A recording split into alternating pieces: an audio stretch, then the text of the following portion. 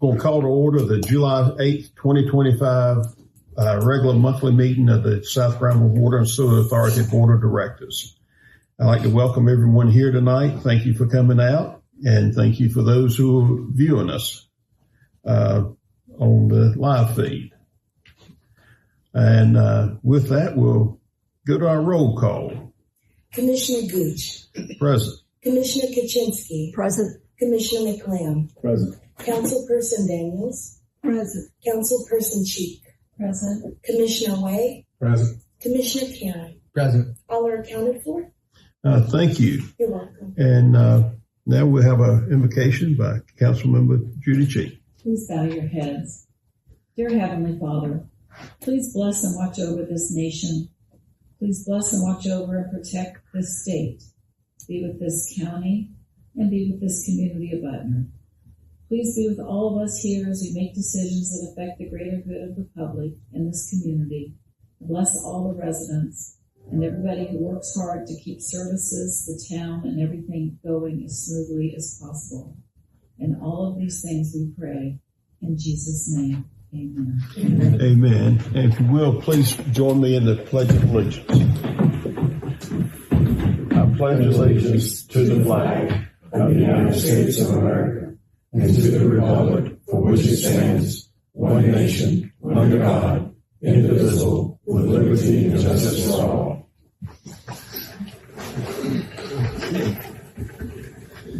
And are there any adjustments needed to the agenda? Hearing none, we'll call for a motion to approve the agenda. Second. We have a motion and a second to approve. Any questions on the motion? Hear none, we'll go to the vote. All those in favor signify by saying aye. Aye. All those opposed likewise. Ayes have it. Motion carries. Review and approval of the minutes. I trust everyone's had a chance to review the minutes from our last meeting. And if there's no revisions needed or adjustments needed, we'll entertain a motion to approve the minutes. Motion. We have a motion by Commissioner Way. Second. We have a second by Councilperson Daniels. Is that correct? Well, Yes. yeah, okay. I'm sorry. Just wanted to make sure. And any questions on the motion? I have a question. Okay. Under the discussion items that I presented, I'm not seeing our assistant executive directors. He responded to all those, but I don't see them in these minutes where he explains about the test results. Do we not put them in the minutes? I can edit that to expand an extended version. I can edit it to add an extended version. Right, because there was some good explanations that I think need to be in here. Sure. Commissioner, would you like just the attachment that he was reading from? Would that be sufficient as an attachment? That'll be to the great. Minutes? Yeah. That might be easiest for us. Like Chris had a presentation. I believe he can make sure we get a copy of it. Thank you. Oh, your question's resolved. My question is resolved. Thank you, sir. Okay. With that question resolved, we will proceed to the vote. All those in favor signify by saying aye. Aye. All those opposed likewise. Ayes have it. Motion carries. Next item of business is public comments, and we had a email public comment that we will have added to the record. And we have one person here that signed up, Ms. Horton. If you will come forward and for the record, will you state your name and address? And this is for the verbal record. You've already done it on your card, so. Phyllis McHorton, 1227 East Middleton Drive, Creedmoor, 27522. Okay, thank you. All right. Greetings, South Granville WASA Board. I'm from Orange County. I purchased a home here 3 years ago, and we say WASA, so I apologize if you have an acronym verbiage for that. My name is Phyllis McCorton, and I'm the sole owner and trustee of 1227 East Middleton Drive, Creedmoor. On June 23rd, I wrote a letter regarding a truck that was driving at an excessive speed of 40 to 45 miles per hour on our private road. The posted speed limit on East Leon is 45 miles per hour. Therefore, a private residential neighborhood would have a considerably lower speed limit, especially when a pedestrian, myself, with a red wagon, 2 toddlers, my grandchildren, and a dog on a leash is present. I detailed the truck as having a DOT number and being a rental vehicle with the Connecticut tags. Additionally, I mentioned damage to my mailbox and the disrupted time frame for the work at the project, which occurs during early morning hours and late evenings. It is important to note that South Granville WASA did not respond to my letter. Last week, Gregory Hoach from CDM Smith came to my door, and I was disappointed by his refusal to accept responsibility and his accusation. I also spoke with Dan Berry from Heron Construction, who exhibited the same lack of responsibility. Mr. Berry stated he reiterated to his team that it was a residential area, however, he couldn't control adults. He also stated the truck I described had Connecticut tags, and he didn't have anyone from Connecticut working on the site. I corrected him by stating I could go right now to Enterprise and rent a vehicle with South Dakota tags. Therefore, his defense was mute. Mr. Berry stated a representative would reach out to me about my mailbox and they would pay for damages. Let the public record reflect that Dan Berry's haughtiness and disrespect warrant a cease and desist order prohibiting him from contacting me nor coming onto my property as of today, July 8th, 2025. He even stated that he was not concerned about my escalation. As a taxpayer and a customer, I strongly disagree. For the next 2 years, I was hoping to have an amicable relationship to complete such an important project for our community. Henceforth, no representative on the I-85 sanitary sewer project should come to my home unannounced. They should contact me at 919-627-7602 to schedule a visit. Thank you for your time. Respectfully submitted, Phyllis McCorton. Thank you. Okay. And Director Schroyer, will you look into this for us, please? Sure. I will continue to look into this further. I did provide the board with some information earlier today on the background of this situation. And I have information from Heron Construction that they are going to reach out again to, or they told me they were going to reach out to Ms. Horton regarding the mailbox damage. So make sure that actually occurs. McCorton. Yeah. That's Okay. All right. Our next item on our agenda tonight is our board discussion items, and there doesn't seem to be no one has submitted anything. So we will move on to item 9 on our agenda, which is amendment of capital reserve fund for system development fees. And I believe Mr. Balmer is going to handle this for us. I hope so. We've got 3 financial items on the agenda, 2 to close out the last fiscal year and 1 for the current fiscal year. Would you like a bar stool? Would you like a bar stool to sit on? I need one. You do? At my age. The board passed the resolution in 2018, August 11, 2018, adopting a resolution for a capital reserve fund to account for all system development fees, SDFs. This is just an amendment to that. You've got a summary in your agenda in the legislative memo telling you what years the SDFs were designated for a project. In short, the rules now are that you the board designates what project they want the system development fees each year to go toward. And you'll see in past years, from 2018 through 2021, it was designated for the water treatment plant upgrades. In 21-22, it was designated for engineering services related to the wastewater treatment plant chemical bulk tanks. In 2023 and 2024 fiscal years, it was designated for the I-85 project.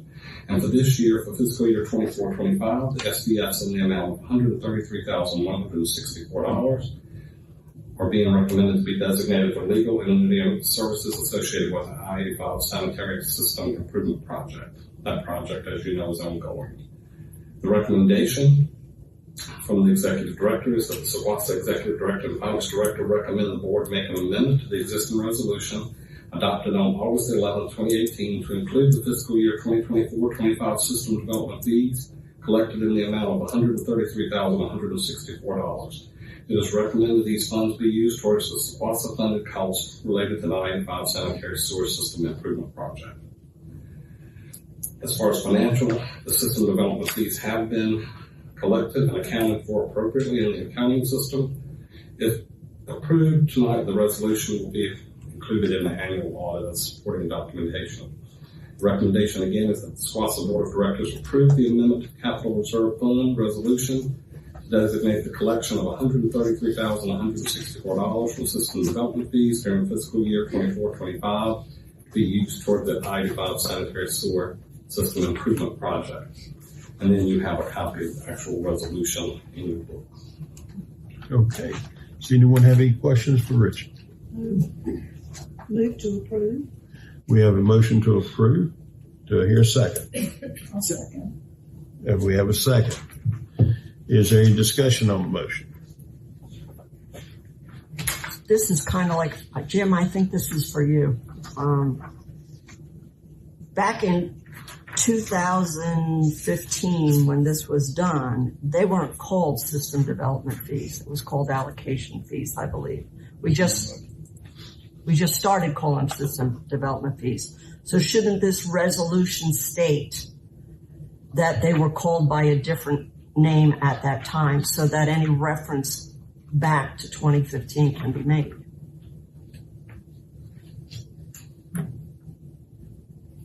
You look at it from that standpoint.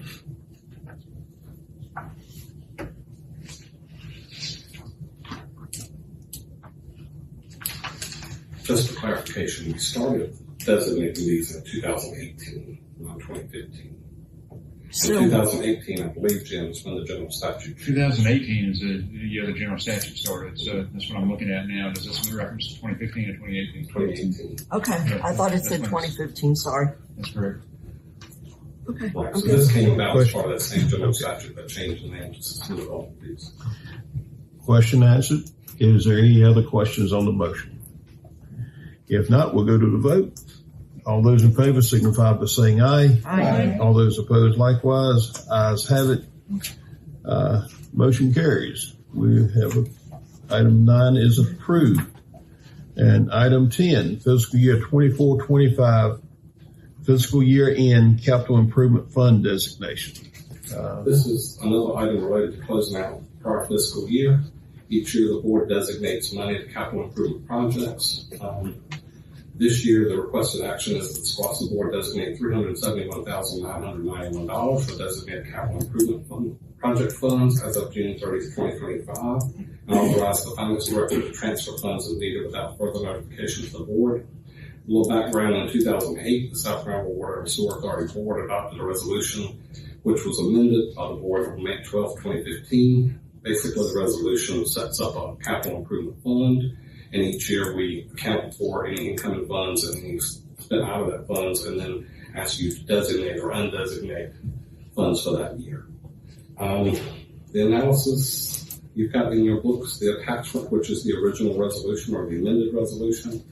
You've got a table showing you the history of the designations by the board for prior years and the current recommended one.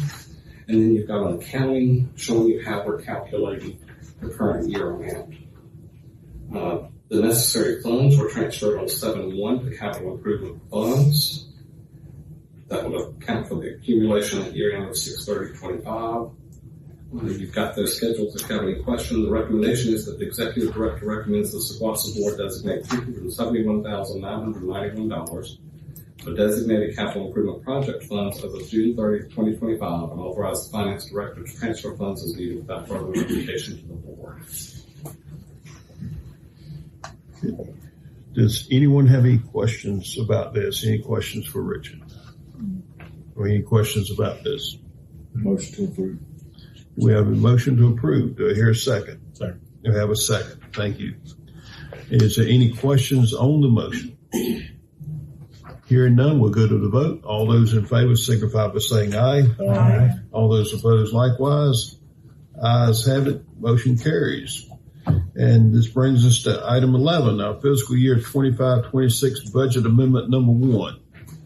They all start one with one, don't they? Yeah, and we always hate when the first budget amendment comes this early. We know we've got one coming for a rollover of projects in August. But this one is kind of unusual. We've not had one like this before. But basically, when we brought the proposed budget to the finance committee at that time, we reached out to our agent for P&L and workers' comp and asked what the projected premiums were. And we always include those in the proposed budget, which we did this year. Subsequently, during the finance committee meetings, there was discussion about the pay study, about adding positions. We didn't want to request premiums for that increase until we felt the way the finance committee was going with that. So after the first finance committee meeting, we did reach out to our agent and say, okay, here's the revised payroll figures if the board approves the budget with these positions in there in the pay study. We did not get those numbers back in time enough for the public hearing. And we didn't want to change it between the public hearing. We didn't want you to be voting on a moving target. So that's what this is. We knew these numbers in early June, but we didn't want to revise the budget before you voted on it after the finance committee had always kind of signed off and had a public hearing on the previous version. So in essence, this is amending the budget to increase the budget. You'll see in the table a supporting document. We had, luckily our P&L insurance came in under budget by $8,000. Our workers' comp is going to be $12,000 higher than budgeted. So we're asking to move the other $4,000 from transfer from fund balance. So the budget amendment is to transfer $4,000 from fund balance to depreciation board and other to cover workers' comp premiums, the renewal for the current fiscal year. Just a little background on that to make you feel a little better before you get me. We did budget $43,000 for workers' comp this year. In contrast, last year was $60,000. The year before that was $74,000. So the original budget that you passed had a significant decrease in workers' comp, and it would have had we not had increased payroll costs. So even with this budget amendment, you're still 8% below where you were last year. I'm also feeling a little better because the benefits are significantly less than we forecasted as well, if I'm not mistaken. Benefits. That the cost for insurance and things of that nature. Yes. The medical insurance is coming up later, correct? So the recommendation is that the SGWASA Board of Directors approve budget amendment number 1 as presented. Motion to approve. We have a motion to approve. Second. We have a second. Any discussion on the motion? Hearing none, we'll go to the vote. All those in favor signify by saying aye. Aye. All those opposed likewise. Ayes have it. Motion carries. And this brings us down to item 12. And boy, Richard didn't waste no time sitting down. All right. Good evening. I'm Priscilla Adcock, the HR manager here at South Grand Water and Sewer Authority. Tonight, this is just for benefits contract renewals. We're requesting the SGWASA board authorize the executive director to renew these contracts for 25-26, still with Blue Cross Blue Shield and Guardian. With this, of course, we pay for medical, dental, vision, and long-term disability for our employees. And like I said, we're still with Blue Cross for medical, and Guardian provides our dental, vision, and long-term disability. We did come in much lower with our medical insurance renewal. We were budgeting for 8% and came in at 2.4%. Oh, wow. So very happy about that. No increase for the vision or dental or long-term disability. You can see on the table on the next page the number of employees that we have enrolled as of July 1st. Of course, we budget for a full roster of employees, but this is how it stands as of now. We had open enrollment from May 28th through June the 11th. Employees went in and made their benefit selections. And their recommendation is to approve the executive director to execute contract renewals for 25-26. Okay. Any questions? Yeah. Anybody have any questions for Priscilla? Did you say May 28th to June 11th? Yes. Okay. Any other questions? Then we'll entertain a motion. Move to approve. We have a motion to approve. Do I hear a second? Second. We have a second. Any discussion on the motion? If not, we'll go to the vote. All those in favor signify by saying aye. Aye. All those opposed likewise. Ayes have it. Motion carries. Thank you, Priscilla. Thank We you. appreciate it. And now we get down to item 13 is authorization to purchase a new heating, ventilation, air conditioning HVAC unit to replace the existing non-working HVAC unit at the water treatment plant. And Chris, I believe you're presenting this to us tonight. Yes, sir. Yes, so this is authorization to purchase a new HVAC unit to replace the non-working HVAC unit at the water treatment plant. The requested action is that SGWASA Board of Directors approve the purchase and installation of one new HVAC unit from Tri-South Mechanical for the not to exceed amount of $88,082.45, excluding local and state taxes, and to give an authority to review and approve change orders relating to unexpected conditions in the amount not to exceed $4,405 without further board approval. A little background, the chiller type unit or HVAC unit at the water treatment plant is non-operational and has had multiple outages and service calls since it was originally installed in 2017. There's a little bit of background about exactly what a chiller unit is. Basically, the company that repaired this unit previously stated the unit needed a replacement as it was not reliable. So the purchase of this item was identified in the fiscal year 25-26 budget as a capital outlay expense of $95,000. Analysis based on the nature of this work, SGWASA determined that the replacement of the HVAC unit should be performed by a certified HVAC contractor. The contract service shall include furnishing permits, labor, materials, tools, and equipment necessary to perform all operations in connection with warranty on both the product and labor. So this item fell between $30,000 and $90,000, which meant we had to go through an informal bid process. So we received 3 quotes, and the lowest bidder was Tri-South Mechanical for the amount of $88,082.45. So based on the proposals received, we determined that Tri-South Mechanical could perform the work at the proposed cost, and the proposed costs were found on the following page. You will see the breakdown of costs for the labor and materials to replace the chiller unit and the labor and materials to replace one large fan coil unit. And so our recommendation is SGWASA staff recommends that the board approve the purchase of the new HVAC unit to replace the non-working HVAC unit from Tri-South Mechanical. The schedule is the lead time of the new chiller unit has a lead time of 14 to 16 weeks. The work will commence after the chiller is received by Tri-South Mechanical. And in the meantime, SGWASA water treatment staff is maintaining cooling at the facilities via several means, including portable AC units. So the recommendation is to approve this for not to exceed amount of $88,082.45, excluding local state taxes, and be given the authority to review and approve change orders related to the unexpected conditions in the amount not to exceed $4,405 without further board approval. Okay. Does anyone have questions for Chris? Motion to approve from last month, because they should already have that. This was brought up last month. Where are the 3 competitive bids on letterhead that should be attached in this agenda? Where are they? I have them right here. Okay, well, we should be having copies in this agenda. How in the world has the air conditioning been out in the water treatment plant for months and nobody brought it up to this board? Our May agenda had 1 item on it, the budget ordinance. Our June agenda had 1 item on it, the budget ordinance.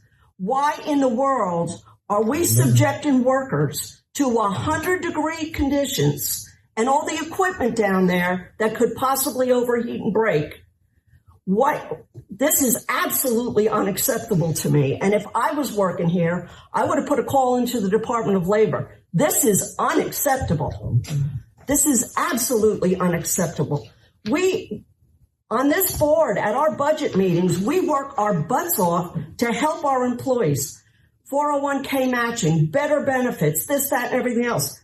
But working conditions? We're not running a Chinese sweatshop here. Easy. I want to know who made the decision, and now 15 to 16 more weeks? That's the fall. What in the world? Who's in charge of this? Who let this slip? I want to know. I've got an executive director, an assistant executive director, a project manager, and an HR supervisor. And how in the world is this happening? We got an email today about the air conditioning at the lack of air conditioning at the water treatment plant. This is not acceptable. And I'm getting tired of it. It was put off. It was put off until the budget was approved. We could have had an emergency meeting about this. This is not acceptable. This is not the way I want to be remembered for treating employees at the treatment plant. So somebody needs to start explaining. I'll be happy to. As we said in the memo, we've had problems with this unit for years, and we've had repairmen come in and work on this unit, and we had some of these same issues last fall with the same unit. And our public utility superintendent for the water plant basically said, we've got some problems with the unit. We're going to try to fix this unit, but I think it's time to replace the unit. So I said, well, continue to repair it, make sure that it works, make sure we have the heat for the winter time, those type of things. And let's determine what we need to do in terms of cooling while we're working through this. Is there any opportunity to get the portable coolers, which we did out there at the water plant, for the cooling function, because we had some of that last fall as well. So we weren't ignoring it. We were simply saying, okay, so we've got this issue, we're limping along, which we've been doing for a couple of years, unfortunately, with this relatively new unit. Getting some cooling systems into the portable cooling system to make sure that we were meeting the needs of our employees for HVAC means, and this topic came up during our budget process, and we asked the question of the superintendent and said, okay, so are we going to be able to limp it along? Should we just put this in our budget for the next fiscal year, close to $100,000? And the response was yes. We did ask the questions. We looked into this. I wasn't presented with information that said I need to do something today and request a budget amendment and emergency authorization to get an air conditioning unit in February, March. It was not presented to me that way. Nor did we think that we're going to have 105-degree temperatures basically in May and June. So, would we have done it differently if we'd known that or moved quickly? Sure, we sure would. But we're not stalling. We're not dragging our feet on this topic at all. We reacted to the information we were presented and thought it was appropriate to get this in the budget, as we did, to get a new unit installed. And that's what we worked on. So when the budget was passed, and it's been in the budget as far as our capital improvement items, we quickly got our quotes together and moved in this direction. So, but the bottom line is that we have employees working in unsavory conditions, in my opinion. We have employees that are also working in cooling conditions because we have AC units in other buildings. The chemical room has AC in it. We have office units out there in the new press room that was installed basically in the last couple of years. We have a portable unit or two additional. So, there's been some additional costs that we put towards this to ensure that we had the HVAC units out there for the employee. So, could we have done better? Of course we could have done better, Commissioner. And I wish that I'd done better 3 or 4 months ago based on this, but we're not ignoring our employees and their needs for HVAC. So- or heating throughout the year either. So now we're incurring more costs because we've stalled it and delayed it. Minimal costs. What, it doesn't matter. And now we got 14 to 16 more weeks. Mhm. So that'll get us into the fall. So these employees don't have an air-conditioned building to work in. And again, I'm going to talk about overheating equipment. And I don't want to hear in a month or two that we need this because it overheated when we didn't have air conditioning, we need that. I don't want to hear it. We've got to stop not addressing issues when they happen. The board should have at least been informed of some of this, and I don't remember being informed. That doesn't mean it wasn't happening. It just means that employees are complaining, and they're complaining outside the water treatment plant, and it's out in the public because I knew about this, and I'm not happy about it, but I couldn't say anything because nobody told us. This is not the way we treat our employees at SGWASA. We wonder why people won't sign on. We wonder why people leave. This is unacceptable working conditions, in my opinion. And I don't want any more delays when it comes. We could have had an emergency meeting and taken care of this. But we weren't even told that equipment was being provided to keep it cool enough because the air conditioner wasn't working. The board was not told. It's our decision whether we're going to spend this $95,000, not anybody else's. And we weren't even, the whole board was not apprised of this, and that's not acceptable to me. And I want this to stop. It's like the water filter 5 years, and this needs to stop. What's the water filter 5 years? Can you explain? 5 years ago, we knew we needed the medium in the water filter changed, and we waited. We did? When did we know that? Well, we talked about it in a meeting previously. Okay. Well, So I just think our employees are our assets. Without our employees, nobody has a job. So they need to be considered first, and their work environment it's not just about money. It's not just about insurance. Their work environment needs to be good for them too. I'm not happy about this. Anyone else? Yes. Chris, in working with the contractor when they came up with it, I see that it was installed in 2017. So I would assume that something of this large of a nature would have more of a shelf life than what we're dealing with right now. Do we know what is called the catastrophic failure in the system? What I've been told is that there is an additional water tank that should have gone with the unit initially that did not come. And that's one of the reasons it failed. So is it something that should have been included I don't mean to put you on the spot. Yeah, I don't know the specifics, unfortunately. Is it something I guess we need to research and find out if it was something that was left off?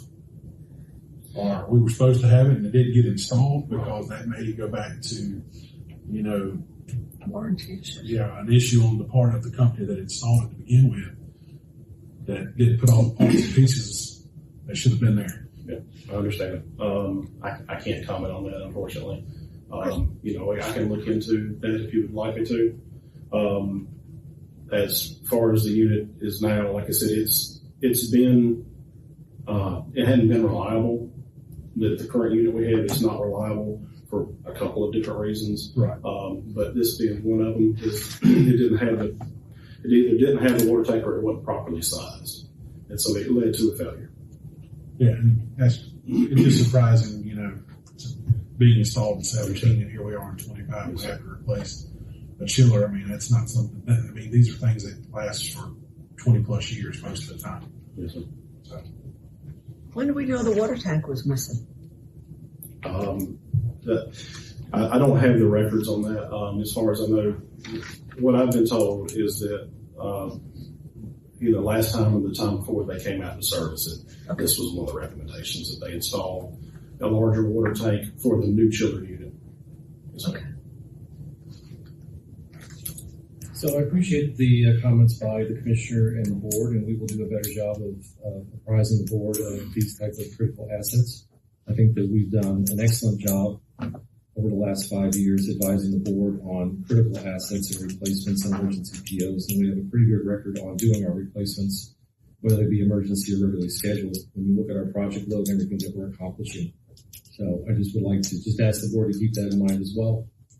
Again, I think we could have done a better job on the HVAC unit, we'll do all that we can to ensure the employees are occupying those air-conditioned spaces at the water plant and using those portable units as we work through this very hot summer. And go from there. So thank you. Does temperature affect the water quality? No, ma'am. Not temperature in the building is different from the water temperature.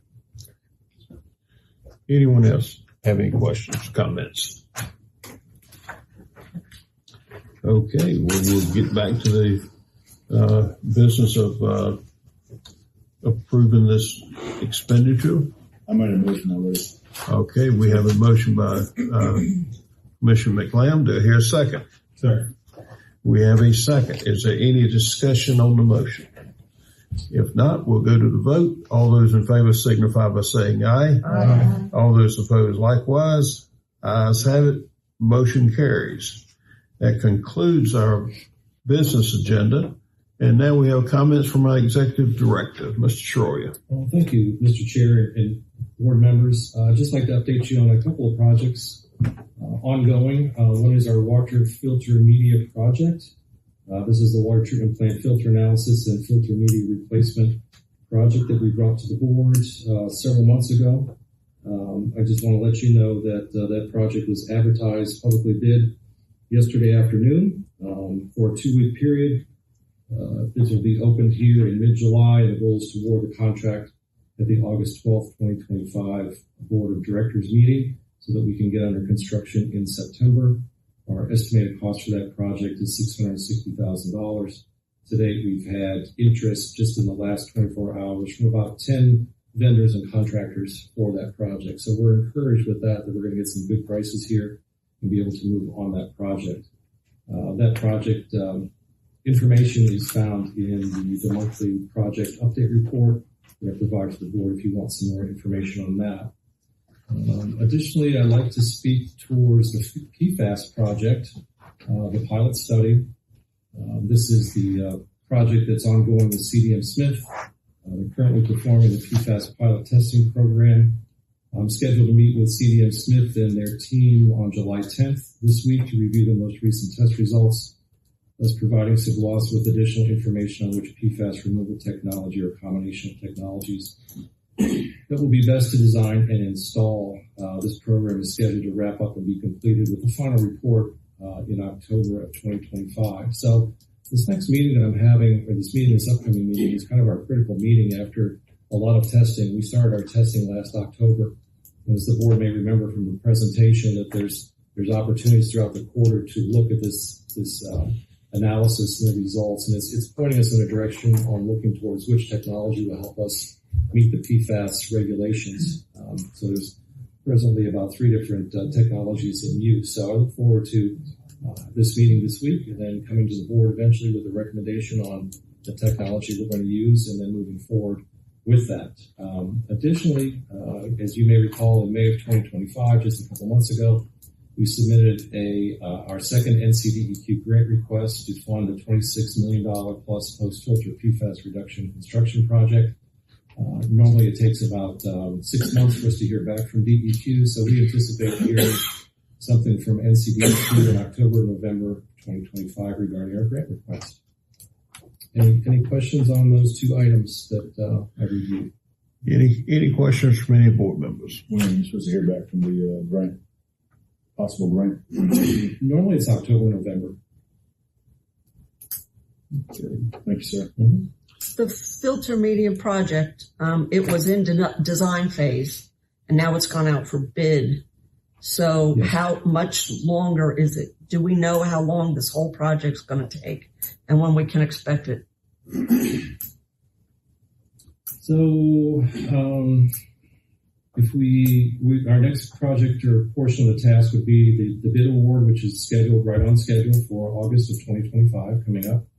And then construction will start right after that, aiming for a September 2025 start I'll have to go back and look at the actual time for the installation, but we're only changing out 5 filters, and we don't believe it's going to take that long. In fact, the sequence that we have to do for this is we cannot take them all out of service at the same time. So part of the bid specifications require 1 or 2 of the filters, I don't recall right now, being taken out of service immediately and refreshed and reinstalled before they would move 2, 3, 4, and 5.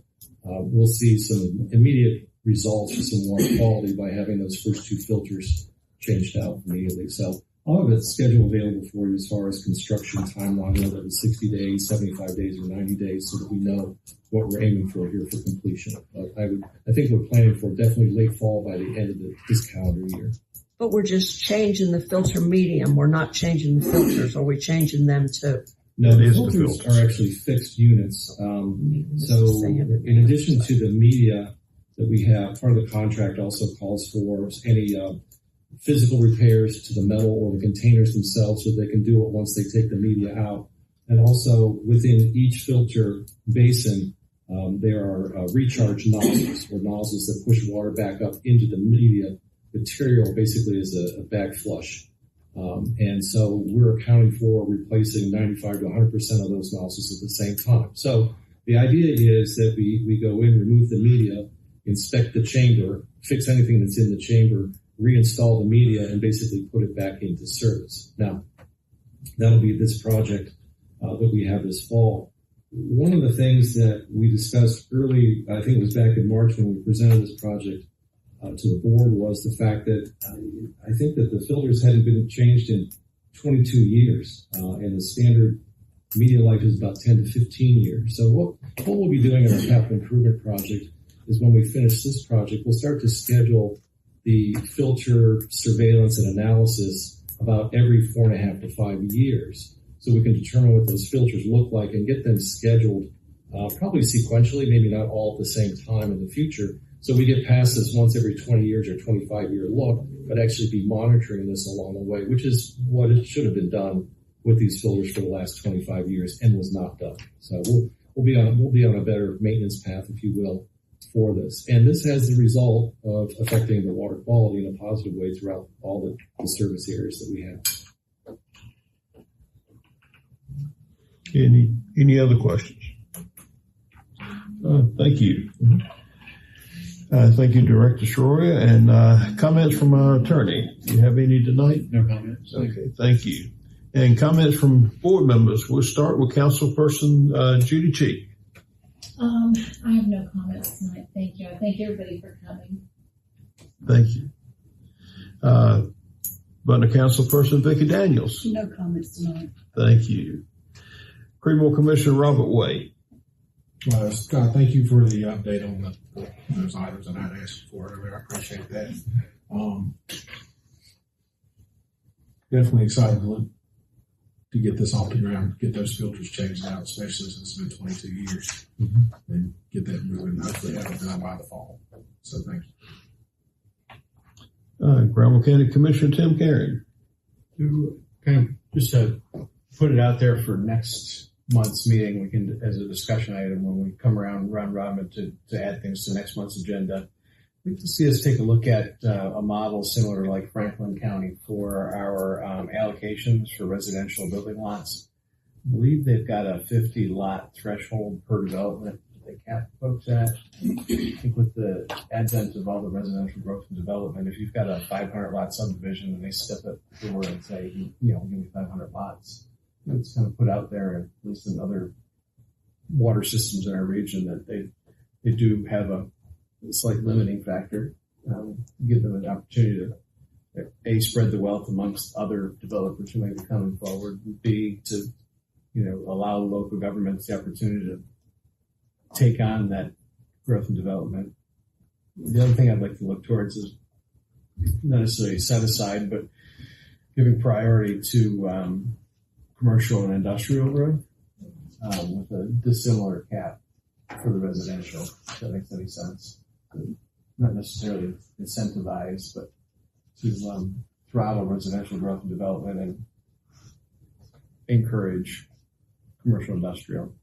It's something to think about, something to kind of just the idea out there for next month. I know there are other agencies similar to ours in our region use these tools to have equitable distribution of assets. And I can talk offline if you like. Okay. This is the Bill Turning, right? Yeah, it's a good topic. It's a challenge. I think it's a good discussion for the board, considering that the utility serves 4 areas. Right. So it's not like a single county or single city that is setting up these allocations or proportions for utilities they're controlling. This is an authority, obviously. So we'll talk about that. Let me think about and have a discussion with the board chair and our attorney how best to workshop that or have that discussion. Right. I just figured I would use this platform to put it out there for next month's discussion. That's all. Okay. All right. Thank you. Commissioner McLam. No comments, no. Okay. Vice Chair Georgiana Kuczynski. So I've noticed that some fire hydrants in Creedmoor are getting painted, and I'm assuming that they're painting the ones as they repair them. Is that what's going on? Because we've got like 5 in our neighborhood, 2 are painted, the other 3 aren't. I'm just wondering what's the game plan here. Yeah, I can't answer that specifically on which hydrants have been maintained or painted, but I know that we've been aggressively working towards the fire hydrant maintenance list in coordination with the Creedmoor Volunteer Fire Department to address their needs and working with your city manager and staff on blocked hydrants and fences and things like that. So I can't comment on that maintenance, but I will comment on the fact that the board did approve an expansion program for hydrant maintenance and flushing. We have positions advertised currently for those 2 positions that the board approved, as well as the project inspector. So I forgot to mention that, but we're moving in that direction. So we know that's a priority. But we also have existing staff working on that at the same time, chipping away at that list and working on that. Okay. That's all I got. Okay. Thank you. And, a lot of times things get pushed aside because of tight budgets and such. When I retired, I was dealing with, my coworkers and I were dealing with filter media that was at that time 26 years old, and it wasn't in the budget to be replaced. And due to tight budgets, things like this get pushed to the side. I know when we hired Scott several years ago, there's a lot of things that got pushed to the side over the years due to budget problems, lack of money. So you tackle the must-haves and the must-do first. And we finally kind of turned the corner where we've got, we've managed to get funding now through grants and such has freed up some money where we can start tackle the needs. We're getting past the must-haves, we're getting to the needs. And it's a slow process, but I can see it. Hopefully it's going to accelerate in years to come. And, things like air conditioners that are problematic and you're trying to piece it together, patch it, work through, get to the next budget year. That's part of operations, unfortunately, because the employees are trying just as hard to save money as the board and the executive director and his team. It's a team effort all the way down. And sometimes these things, like this air conditioning at the water plant, it happens. It's unfortunate. You don't want it to happen. You bring in, I guess you guys are working with the big air conditioning units that you run water through and the fan blows and it's like a mist. Yeah, I've worked with them too in the past when we were in emergency situations where you didn't have air conditioning. And it's a problem, and hopefully we're turning the corner where we will address these in a more timely manner in years to come. And that's pretty much all I have for tonight. Do we have anything for executive session? We don't have anything. Okay. Well, then, is there any other business to come before us tonight? Hearing none, we'll entertain a motion to adjourn. So moved. We have a motion to adjourn. Do I hear a second? Second.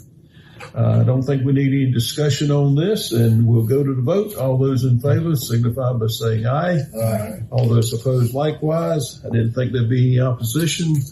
Motion carries. We stand in adjournment. Thank you all for coming tonight.